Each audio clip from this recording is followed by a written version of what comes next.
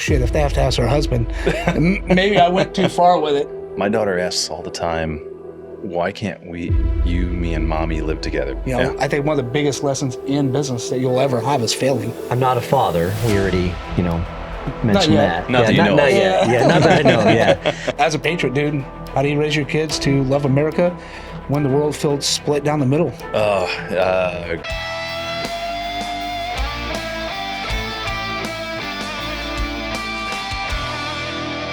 All right, you are here now watching Therapy Was Full podcast. I'm your host, Dustin Hayes, and the founder of Red, White, and Badass Brew. And today I got a special co-host here, Sergio Gutierrez.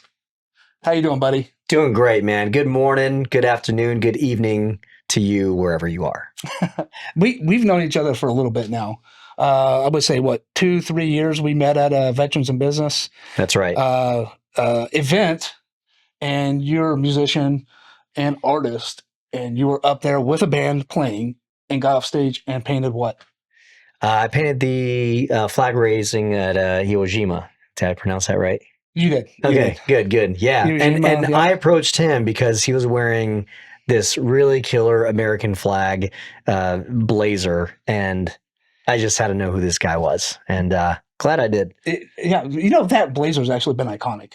At these events. Totally. People are like, dude, every time I go, every time we have the gala, they're like, where's the American flag? And I do something different to it every single year. So it's really became this just iconic thing. I think that's why they keep having me back, because I'm really just like a dysfunctional child at events, man. I really am. But we have a special guest on today, Chris Park. Chris, how the hell are you doing, buddy? You're also another one of my good friends. Yeah, no, I appreciate you having me here. I'm doing all right. I had a little snafu getting up here. It's kind of funny. We were talking about it before with the coffee. I was driving my daughter to school. I had a day-old coffee sitting there, and I was go to sip it because I'm in a hurry. Spilled it all over the front of my pants, and so look like right in the crotch area, which is why I came up with that idea. My crotch might smell like coffee, which sounds fun, and walked my daughter to class with a giant wet spot right there. So there are looks and questions from parents. So after that trauma, I'm okay. Well, You're okay. At least you got a great shirt idea. The local therapist. You talk about his my crotch smells like coffee. It's funny you say that, because there's a couple of shirts I wanted, like size matters, bigger the tip the better. And then a couple of the baristas were like, I should ask my husband about that. I was like, well, shit, if they have to ask her husband, maybe I went too far with it, and I was like, another one was talk to me however you want after the tip. Now the tip as far as like money tip. Yes. Okay, because I'm like thinking, what other? You're thinking the other tip. I was thinking of like the espresso when you guys make all the steam stuff, and there's that that was the first thing I thought of. The steam wand. Yeah, steam wand. There you go. That's a different thing. That's a whole different. That's the tip you don't want to touch. Yeah, right. If you're sucking on a steam wand, holy smokes, that's gonna. Hats off to you, actually. Right. Yeah, that's different. And you might be wondering, we're missing somebody. Terrence, he's still out for milk. I'm not sure when he's going to be back. So stay tuned. He'll eventually come back, I'm sure, and hopefully he brings the milk back. That's right. But yeah, man, it's great to. So what do you do? Oh man, a lot of things. First and foremost, I put people together, and I have my own business. It's outsourced business development, and we support small and mid-sized businesses by creating brand advocates to go out and generate warm and hot leads for them. So, what's easier, running a business or telling your kid no? What no means for the 12th time? I mean, the 12th time is still an early one, so that's definitely easier. Usually when it gets to the 24th time and I'm about to blow my top, that's when it gets hard. Man. No, neither one's easy, actually. No. Fatherhood is something really, really interesting. I don't know I really have a hard time explaining what fatherhood is like to somebody who hasn't been a father yet. Well, I haven't been a father. Like that. You have 2 children? No, I got 4, man. You got 4. How many you got, Chris? I just have one. One was plenty for me. Yeah, my pull-out game's Okay, fucking one and weak as done. fuck. Yeah. One and done. Yeah, your pull-out game's really weak. But no, I couldn't imagine. My wife and we're going to celebrate our 2-year wedding anniversary coming up in like 2 weeks. Congratulations. And thanks, man. And yeah, so next step is the kid thing. So yeah, I'm curious to hear about all the father talk, to be honest. We will. We'll get a little bit of that in business. It's, man, being a father, man, it's the hardest thing I've ever done. For me, 100%. It's one of the hardest thing. I don't know, man. It's my favorite thing though. What's the biggest lesson father has taught you that no business school could? Oh God. Let's see. Fatherhood over business school. Well, first, I didn't go to business school. My business school is in the real world, so fatherhood is just as much a slap in the face. But I think it's to lead by example. I really do think that's the case, because when you're a father, you're the leader of the house. You're the example your kids set. And I have a daughter, so I'm setting the standard for any man she talks to in the future. If I'm a jagoff, she's going to go after a jagoff. So I got to not be a jagoff. That's that's very well said, by the way. When you think kids aren't paying attention, that's probably when they're paying attention the most. And 100%. you hit the nail on the head. How you act is how they're going to act. It doesn't matter what you say, because kids aren't going to do what you say.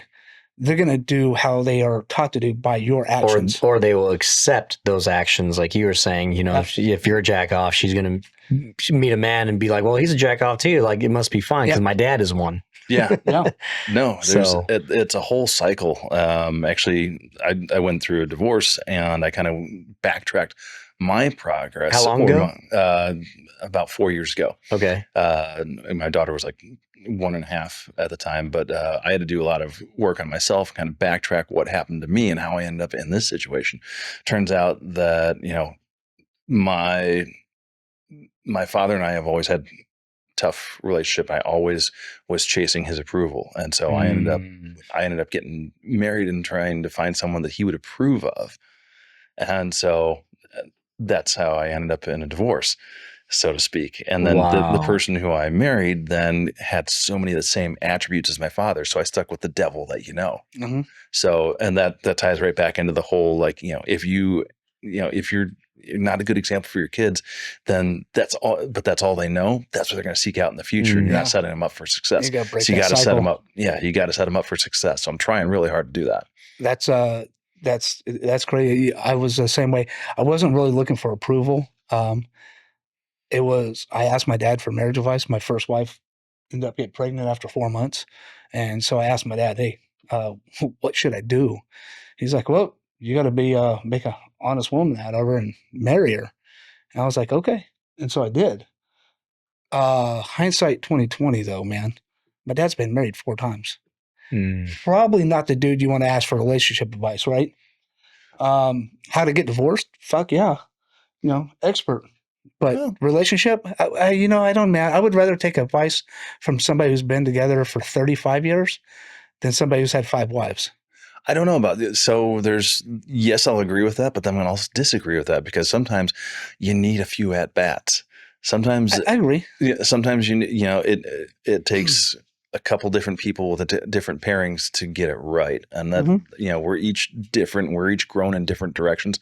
So, maybe those first 3 times your dad found someone who was not growing in the same direction as him. And so that 4th time, okay, I figured out how to do it. And this is the one that sticks. So did your dad ever figure it out? Is he happily married with somebody, or did that never happen? Because both can be true, issues, man. Right? That's a good point. I got daddy issues, man. I haven't talked to my dad. Is he happily married? I don't, man. I don't know. I don't know if he was happily married. I think he's settled. Okay. That's how I see it. I don't know. I haven't talked to him. For all I know, he could be divorced now. But here's the problem. I'm going to say no because he's not happy with himself. He's a firefighter, construction guy, so he never got treatment. Back in the day, when you're rushing into the fires and going into the buildings, and like he saw a lot of horrific shit. He just never got treatment for it. So I can't see him being in a healthy, functional relationship when he is not healthy and functional himself. So no, and it goes to how do you build a legacy and also be present at home? Oh God. Don't ask me that one. I'm trying to figure that one out. It's really hard. Like, so going back to your question about, what's harder, parenthood or owning a business, like balancing that time, they both require 150% of your energy. So that's 300% coming from someone who's got 100%.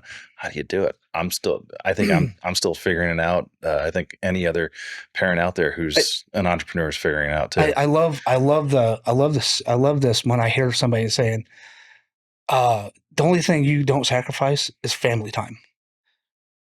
I have yet to figure that out, because what is one thing that you can sacrifice and maneuver and shrink and expand is the family time. You know what I mean? Like you can only have so many 2 a.m. nights, before you're burnt out. Yeah. So I actually have some insight now. I'm not a father. We already, mentioned that. Not yet. Yeah, not that I know. Yeah. But really good insight. Actually incredible insight that I got from, are you guys familiar with Grant Cardone? Very familiar. Okay. So God, he just did this quick video one time that just blew my mind. He goes, you know what? People always talk about trying to balance business with leisure time, with time with your kids, all this stuff. He's like, no, man, you gotta make business. Obviously family comes first, but when you can bring your family into what you're doing business wise, this is why he has his kids homeschooled while they're flying on a private jet to his next big deal. Right. So in essence, he's bringing in his family and his family life into his business dealings and his leisure time. He'll, from what I understand, he doesn't even own a home. He's a big advocate of renting because you can be mobile. Yeah. Right. So you always see him in these really beautiful Airbnbs on the beach, this and that. But point being, he brings his kids into the business. Grant Cardone doesn't own. He's a real estate guru. He doesn't own property. He puts all the properties are in his business's name, and he leases out properties where he wants to go because so it kind of goes back to even so the he's an dirty investor head, versus the what is it? Yeah. Rich Dad, Poor Dad, where if something's not making you money, it is a liability instead of an asset. So if you own a house, right, you're paying money every month to your mortgage on your house. It's not bringing in any income for you, and you can't I get the premise behind what he's saying. Yeah, that's. I mean, So, if you're in Florida for 6 weeks, your house is just sitting there costing you money. Airbnb it, or lease it out to corporate events. Yeah. I understand that. Well, and I understand what you're saying is bring your family to the events, and that's what I started incorporating. Is bringing my now. I used to let. Be honest with you, cell phones and shit like that run my son, my youngest son, because it's easy. That's so easy. You don't have to manage him. He's managing himself, but is he really? So now I started to be like, no. I'm raising my son wrong. I'm raising him to be an addict without even knowing I'm raising him to be an addict. And so now I'm like, no, dude, you can't have your cell phone. You're going to every game. You're going to your sister's football game. You're coming to the events with me. Now, if there are events from 5 o'clock in the morning to 8 o'clock at night, obviously not. That's a long time for an 11-year-old, even a 14-year-old kid. But my daughter, my youngest daughter, is starting to work with me and going to these events. And this is what I've kind of meshed them. Now, not everybody can do this. Right. And I was going to mention like that's very extreme to compare like what you're trying to do, leave a legacy, build something and being a father, and Grant Cardone's on his private jet and these big mansions. But he's got his daughter. She even did a talk in front of 10 million people. That's right. That's right. And lastly, now I've implemented this in my life. Again, not a father, but we can still take this insight to where, I'm a musician, an artist. I love to play golf. So now I travel to all these golf courses performing live music and live paintings and selling them off to charity. So I'm helping society. I'm still playing golf. I'm playing guitar and I'm doing paintings all in the same day. And those are all the things that I'm into personally. Right. And I took that directly from Grant Cardone. Like, all right, if you like to play golf, we'll figure out a way how to, do a marriage between the things you love and make it happen. And boom.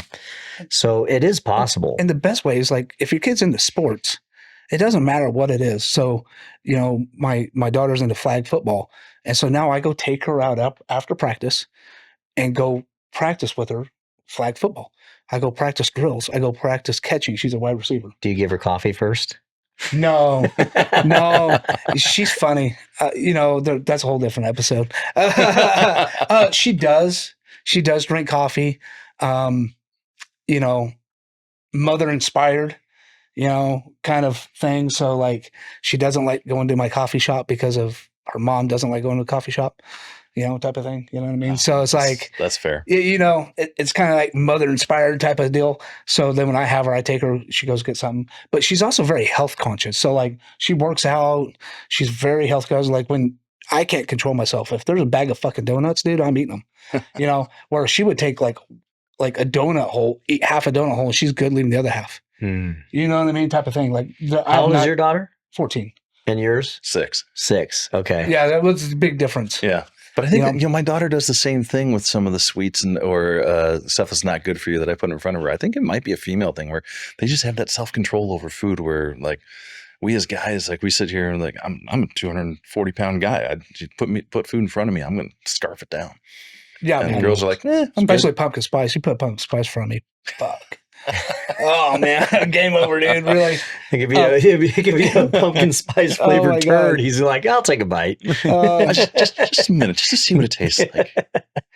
What's the hardest truth about being in business for yourself that nobody told you? Oh, that's an easy one. It's grind.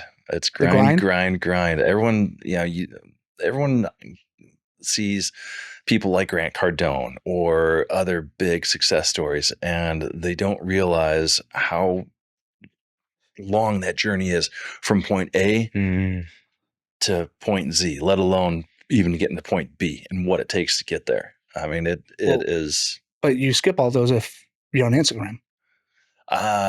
No, I tried OnlyFans. Nobody liked my feed. I had to shut it down. But that's the grind, man. I think a lot of people miss that.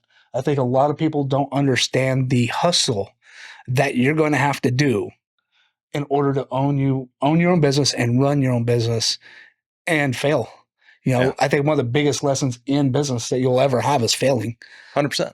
And if you don't learn from failure, then that's what I was about to say. Like, it's not, at the end of the day, it's not failure if you take those lessons, learn from it, and then pivot or do what you got to do to build over here, right? Yeah. So one of my favorite sayings, my wrestling coach used to say to us all the time. He'd be like, you guys win, you learn nothing from a win.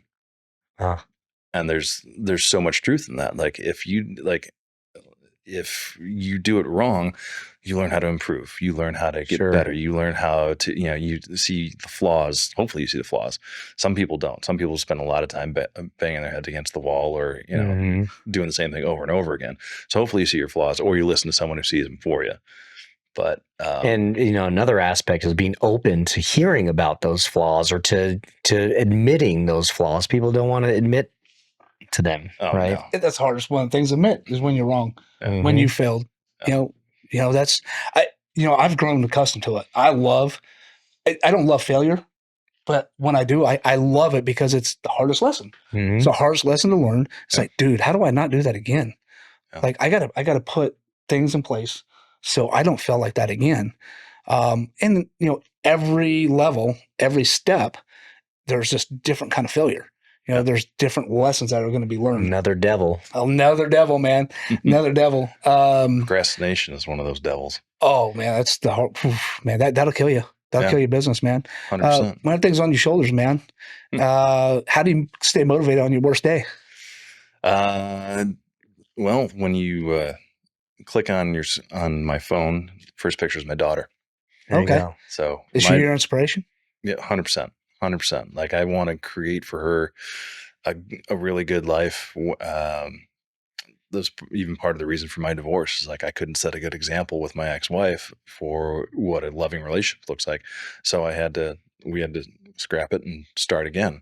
My goal is to, as you said before, like kind of just reset everything Yeah.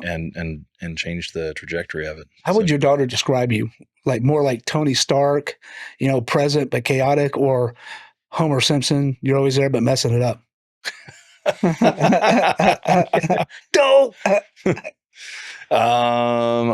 I think she would. I think she'd describe me as Tony Stark. I see me as Homer Simpson, but I think she sees me as Tony Stark. So as long as we can maintain that image in her eyes, Yeah, great. yeah. I don't know if you want to be Homer Simpson. That would just be kind of terrible. Yeah. I don't know. I think my kids see me as Homer Simpson. Really? Yeah. I'm always there, but I'm fucking shit up, man. In a way, because that's part of fatherhood, man. It doesn't come with a very good playbook. No, it doesn't. Well, it actually, I feel like it comes with less resources than say motherhood. Yeah. I mean, one thing about fatherhood was I was taught how to provide and how to protect. Mm-hmm. That's very important, right? But there's that other P that I wasn't taught, how to be present. I didn't know what present was until after my second divorce. And I started learning what present is about. Unfortunately, for my two older kids, I got that wrong and a little late. Yeah. And it taught me a lot of lessons, but that's part of it, man. Just learning from it. I was like, damn, I didn't know how to be present. You want me to provide? Shit, I got you. I'll work 2-3 jobs. I'll work myself to the bone to make sure you got a roof over your head, food on the table, and clothes on your back. You want me to protect you? I will be there every single day. You call me up, I'm there. Be present. Man, I'm moonwalking away. I don't know how the hell to be present. I didn't know how to be present, The present thing, though, is the only thing they see, especially like up until like they enter the real world. Yeah. It is only present. The other things are blind spots for them. Right. They can't see around that corner. Like they just, doesn't matter. Being present is the most important thing out of the three. Yeah. Providing, that's all they just a function that they grew up with. Like, oh, my dad always provided. He always had food on the table. Yeah. They didn't necessarily take it for granted, just didn't know anything more about it. Protecting them, like I'm protecting you without you even knowing it. Yeah. Like you said, they don't even see it. Yeah. Being that present is that most important thing. Man, as a patriot, dude, how do you raise your kids to love America when the world feels split down the middle? Great. Especially in Southern California, man. Oh, dude. Well, at least we're in San Diego, not like San Francisco, LA. But man, California. we're quickly fucking changing, though. Well, I just heard that California turned red. No way. No. I just saw it on my phone. Really? Turn red where? Here, let me pull it up. Oh, I mean, we got Gavin doing the gerrymandering and redistricting, so we're going to lose 5 seats. Is that? Yeah. I saw something about the redistricting, but yeah. But I mean, you got to watch, like, as far as like being a parent and making them patriotic, you got to watch the schools. Well, so how do you make them? How do you become the bigger presence than the people they spend the most time with, and that's at school and on their phone? So part of it is I meet each of her teachers. Her pre-K, actually her TK place that she went to, we paid for a private place that wasn't going to do any of the woke shit. So we were actually touring the school, and I pulled the vice principal aside and said, "Hey, I got to know. Do I got to worry about boys walking in the bathroom with my daughter because they are not feeling right at home?"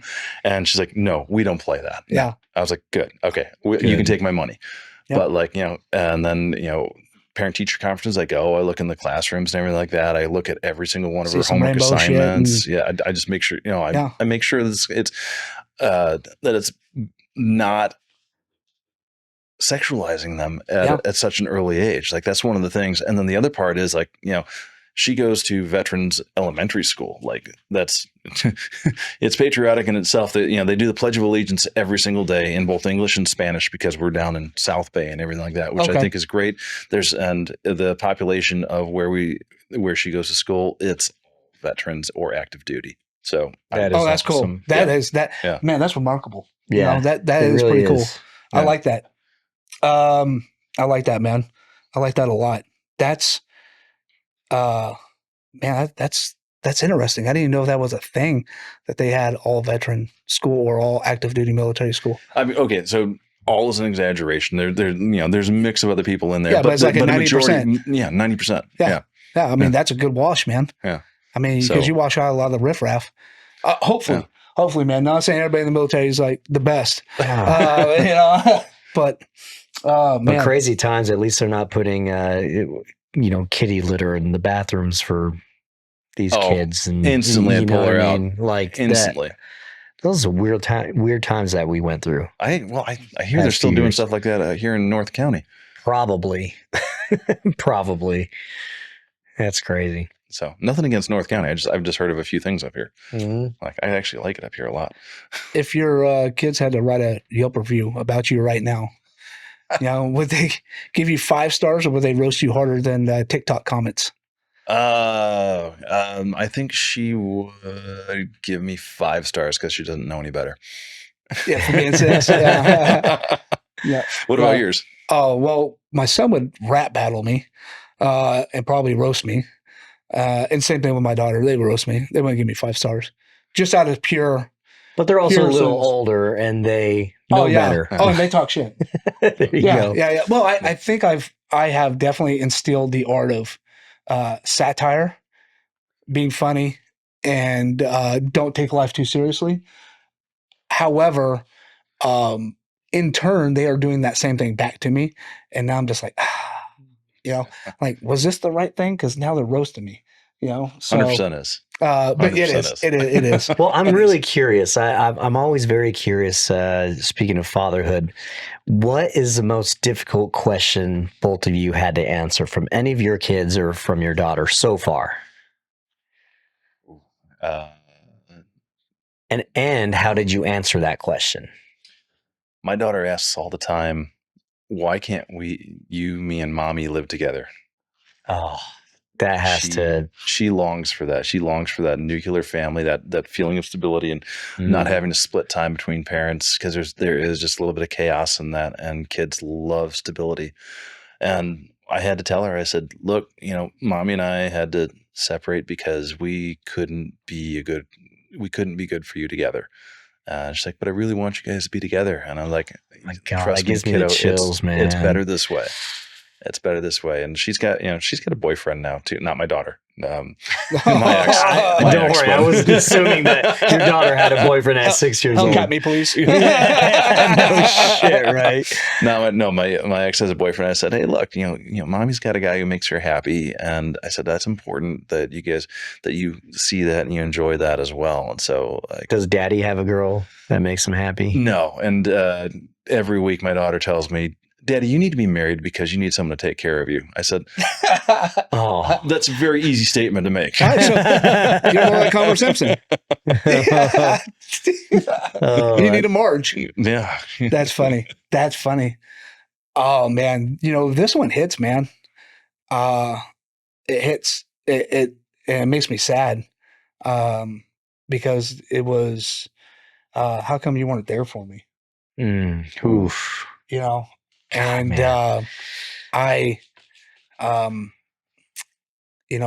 when you have that question, you start to really question a lot about your life and what you've done. Who asked you this? My oldest daughter. Okay. So my oldest daughter, I have 2 standards in my household. I have a different standard for my son. I have a different standard for my daughter. I don't give a shit if that's right. I don't give a shit if that's wrong. This is my house. I want to run it how I see fit. My boys are going to have a little bit more rope to play with than my daughters do. I have to keep my daughters close and safer.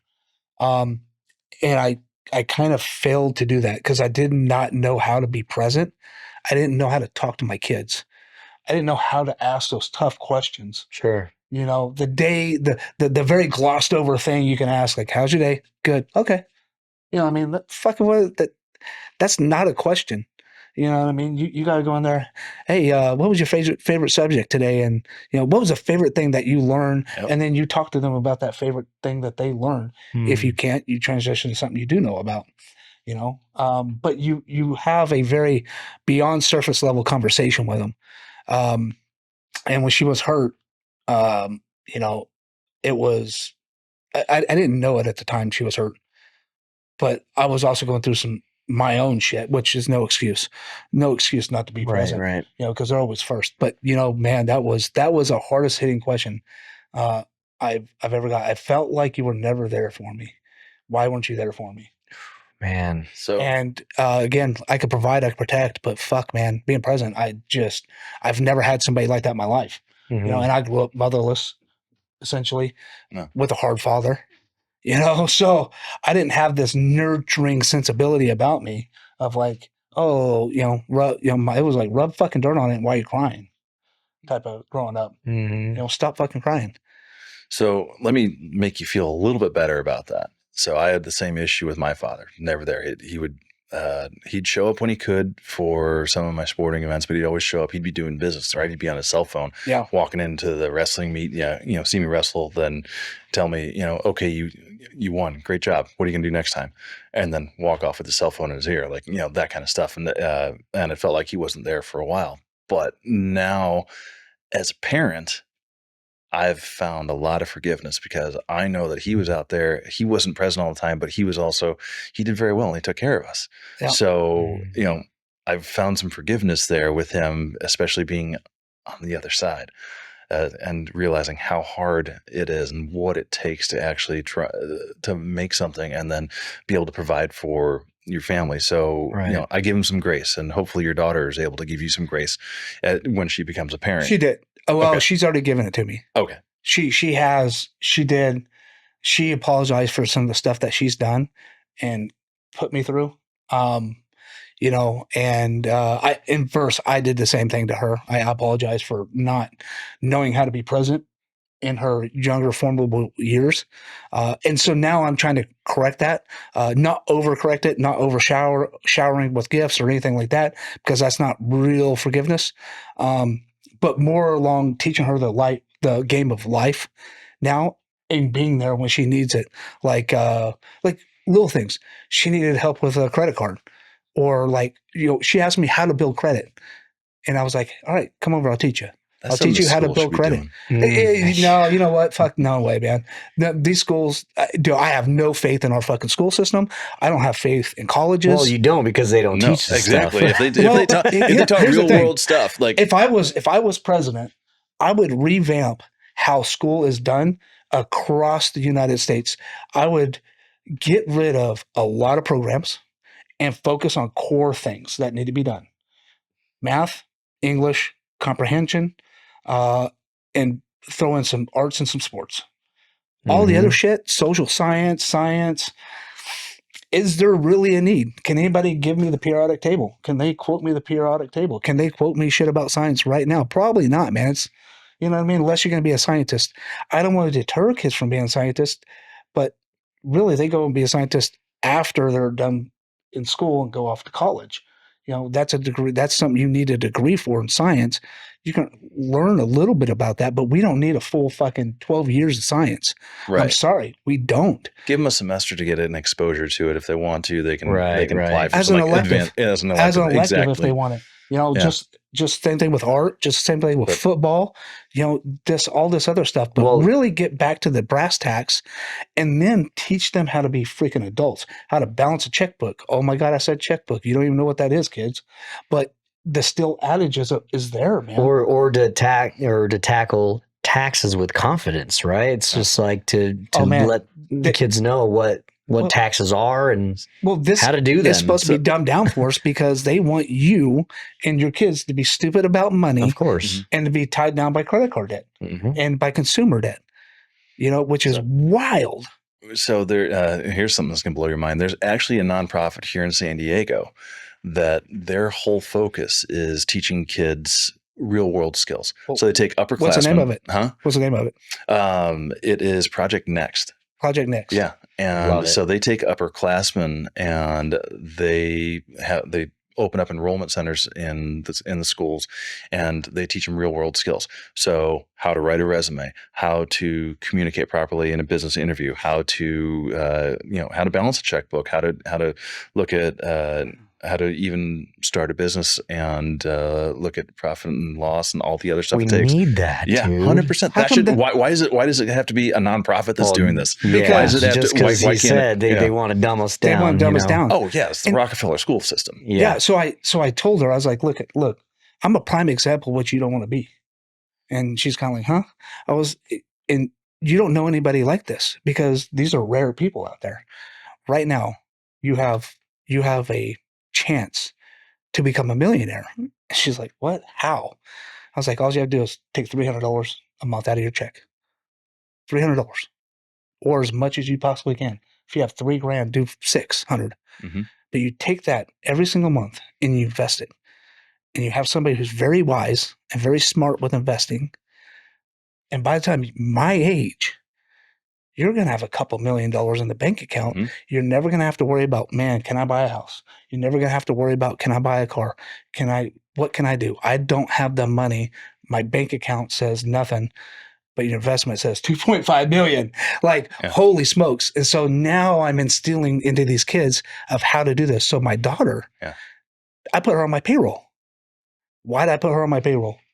Because she's going to be investing her check into a like the Roth 401ks. That's not right. Yeah, Roth 401k type setup, or IRA, or stuff like that. Even the I'm not a financial advisor, but even the S&P. If you just throw some dips in that, just boom, boom, boom.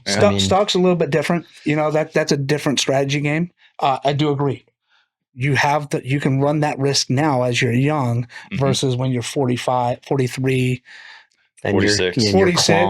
Yeah. You know what I mean? Like, now you're in a different game when you're starting investing. And so now it's teaching them about real world investing, real world tactics, teaching them about money, not money as in, I need $5,000 to live. Right. That's not teaching them about money. That's just trying to be dependent on how much money they can earn. Yeah. I have to earn this much to make a living. Holy smokes. That's the wrong way to look at money. Oh. Well, that's not being proactive. It's being reactive with it. Right? Yeah. Correct. And then also, when she's got that 2.5 million in the bank, tell her, don't spend it. Don't, borrow someone else, borrow against it. Let someone else pay for it. Mm-hmm. Yeah. Oh yeah. Exactly. Use somebody else's money. Well, use somebody else's money. Yeah. And the way to combat that. And so it was little things like that. And so now I'm setting them up like that. My oldest son is just ain't gonna fucking listen. He won't hold a job. Hey, well, it's funny. What's crazy is also the tough love about being a father, man. Like, you have to know your kids. He's like, hey, Dad, I'm gonna come work for you. And I was like, yeah, no, you're not. He's like, nope. Why not? I was like, I set you up with 2 jobs, man. Why would I have you come work for me? You won't hold down a job. You keep quitting. And let me tell you something about working for me. And you're my kid. I don't hold you here. I hold you here. Oh, yeah. I experienced will expect more out of you than I will my employees because you're my blood. Yep. And I've taught you different. You're not going to be there at 5 o'clock in the morning or at 8 o'clock in the morning and leave at 4 o'clock. You're going to be there with me at 5 o'clock and you're going to be leaving at 7. That's what you don't quite understand. You think it's just going to be clocking in, clocking out. I don't operate that way with my kids. This is not a clock in, clock out. This is my dad's business. I get, no, you're not. Oh, you're going to hold them, like you said, to a higher standard. I will tell you this. Building a legacy is tough already. Right. I am not handing my legacy over to my kids unless they're ready. And when I say ready, they have to work the lowest job all the way to every single job in the business. Why is that? Why would I do that? I mean, so they would, one, so that they have the buy-in. 2, they have the tools to succeed. And they appreciate it, for one. And they have the knowledge. The knowledge. The knowledge of doing everything in the industry. And now they're like, okay, now I know how to do it. Because if you just start at the very top, isn't necessarily the right way. I started my construction business kind of a little bit different. I didn't know anything about construction, which is kind of wild, starting a construction business. But I had somebody who had 42 years, so I started from that level down, but I learned how to do the job. Yeah. I learned the ins and outs of how concrete functions. So that way, when I go look at job and estimate jobs, I know exactly how this job should be bid and how to estimate. Now, you want me to go lay concrete? Phew, man, that's going to be rough. When I was in my early 20s, still going to college, my dad's like, come, he had his own insurance brokerage. He's like, come work for me. I was like, okay, great. And I had the same idea that your son did, like, oh, this is going to be easy. I'm the boss's son. I'm just going to get a paycheck or whatever. Yeah. And he did the exact same thing. He was harder on me than he was on his employees. And it came to the point where we nearly came to blows in the office. I'm like, I can't do this. I can't work for you. It's tough, man. And now my stepmom tells me, like, oh, he was really disappointed. He really wanted to hand this off to you and your brother. I'm like, neither one of us could fucking work for the guy. How are we going to do this? Yeah. So. All right, man. We're going to be hitting our lightning round right now. All right. Oh boy. So I'll ask you a couple questions. Coffee or whiskey? Coffee. Coffee. Why? I'm a coffee connoisseur. I love coffee. Like most of my business is done in coffie shops. Yeah. I sit down. I meet with people for coffee all day long. That's what I do. Once I have a sit down location, you become in my shop. I asked you for that, and you're just like, I'm not ready for sit down yet. Well, it'll be outside. Yeah. So it'll be outside. Worst dad joke ever told. That I've ever told? Yeah. Or if you've ever heard. Honestly, I can't think of any off the top of my head right now, but every day presents a new opportunity for a terrible pun. Yeah. All right. Business book or a bedtime story? Who's with me? Is my daughter with me? Yeah. Bedtime story. Yeah. Why not read a business book for a bedtime story? I do that for my workouts on an Audible. Oh, do you? Yeah. Oh, you work out and listen to work the body, work the mind. At the same time? Do you do that too? You know what? I do the same thing. Or, believe it or not, I listen to meditation music while I'm training. Really? It just helps plug into the movement and feeling things. Interesting. There's one other thing so instead of, I've switched from the business books now, I'll have conversations with AI. I'll have full-on conversations with Grok while I'm working out for like an hour and a half. Rad. So you do Gronk? You do Gronk too? I just do chat. Yeah, I do chat. Yeah. I do both. Do chat Gronk. Okay. All right. Does that cost? Is Gronk? Is that Grok free? Is free. No way. Yeah, Grok is free. Really? Chat GPT 5 I pay for. Okay. So, yeah. All right. What's the biggest thing you've ever had to give up to succeed as both a father and a business owner? That's easy. Marriage. Really? Yeah, it took me a long time to come to that. I really wanted to work. I turned over every single stone I could, and it didn't work. I really wanted to not do the exact same thing that happened in my family. And turns out that I had to, because I chose wrong to begin with. So that's crazy, dude. I wouldn't assume that. Most people would say sleep. Yeah. Which is probably part of it, but what's sleep? Yeah. You're like, dude, that's a given. I mean, coffee. Yeah. Yeah. I don't, I wake up 2 o'clock or 3 o'clock in the morning. It's, I have something going on, and it's not because I want to be up 2 or 3 o'clock in the morning. It's because my mind is just like, ding, you're up, man. Good luck. And I find myself looking for businesses to buy, like, hey, what's out there? Not like I'm going to buy a business, but like checking the pulse on the industry. Mm-hmm. Is there a lot of coffee shops up for sale? Is there a lot of this up for sale? I go look for deals for things that I need. You know what I mean? So it's like making this time that I really should be asleep productive. And then I look at real estate, and see where I want to go, where I want to buy. It's pretty fun. It kills the time, I guess. Yeah, but you're creating life, which a lot of people, they don't. They just kind of float. So that's awesome. Yeah, turn on TV or do the desk scroll on Instagram. All right, man. Chris, we're kind of at the end here, man. Give us something personal and reflective, dude. Ooh, I feel like I've been getting nothing but personal and reflective. I guess, let's see, what could I tell you guys to reflect on? My favorite saying that I always tell people is that the sun always rises. And if you ask my daughter what my catchphrase is, it's going to be the sun still rises. And so, keep that in mind with whatever you do. We're here for whatever amount of time we're here for. And no matter what you go through, sun's still going to rise the next day. Just get up, do your best, keep your chin up. So it keeps me positive. It keeps me going. That's great. That's deep, dude. I love that. Mm-hmm. Where can we find you?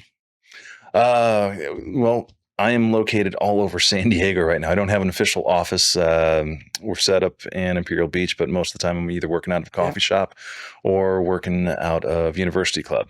Usually 2 days a week out of the University Club downtown. Sweet. Oh, shit. So you can find me there. What about IG? The that social kind of fun. medias? That's great too. But all right. Yeah. So he's working outside the University Club. Yeah. No. It's like 2 coffees and.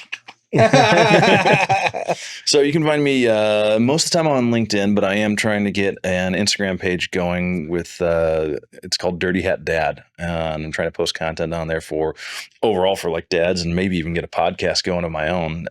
So this is kind of my trademark hat. That's where I wear it. And the idea behind Dirty Hat Dad is every dad has that favorite hat that never gets washed that, your kid's going to pick up and be like, that's my dad's hat. Like my daughter puts on this hat and she's like, Dad, I've got your hat. So it's like, and so with the whole Dirty Hat Dad concept, it's anything that a dad can relate to, whether it's a single dad, a married dad, an entrepreneur dad, anything like just, sure. It's dad stuff. I think you need to get it done, man. I really do. I love the concept. Me and you've talked about this. I know. I'm sitting funny because your foot's still in my ass about it. Right? And it's going to be. Wait, you say get a gun? Yeah. Oh, yeah. Absolutely. Yeah. No. I don't have a gun. Gun to his ass. Oh. No. No, this got weird about, real quick. Yeah. No, he's talking about your foot up his ass about getting a gun. No, getting it done. Oh, getting it done. Dirty guns. Yeah. Anyway. Oh, I was like, man, okay. Sorry, I threw us Turned off it into a threesome I didn't want.